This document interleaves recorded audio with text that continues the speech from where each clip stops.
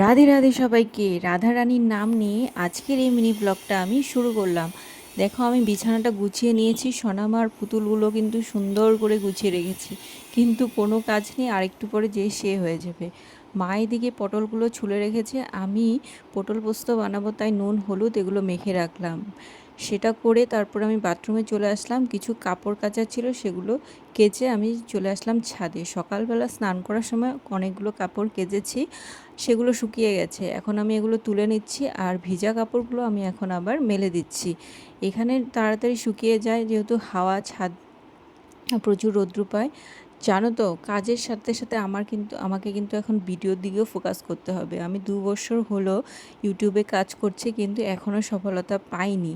তো ভাবছি যে না, আমার ঘরের সংসারের কাজের সাথে সাথে আমার এই দিকেও ফোকাস করতে হবে, আমি কন্টিনিউ ভিডিও করতে পারি না। তো তার জন্য আমাকে পরিশ্রম করতে হবে অনেক। আর এইদিকে আমি সোনামাকে এখন খাওয়াবো মৌসুমি রস। আর দেখো, সোনামা ঠাকুর ঘরে এসে কিন্তু প্রণাম করছে। যাই হোক, আমার সোনামা একটু ঠাকুরের প্রতি একটু শ্রদ্ধা ভক্তি আছে, সেটা আমার খুবই ভালো লাগে। আর এইদিকে আমি এখন রান্নাঘরে চলে এসেছি, পটল পোস্তটা আমার হয়ে গেছে, মেয়ের রান্নাটাও করে নিয়েছি। তারপর মেয়েকে স্নান করিয়ে আমি এখন মেয়েকে খাওয়াচ্ছি। যেহেতু গরম পড়েছে তাই মেয়ে জামাটা পরবে না, সে খালি গায়ে আছে।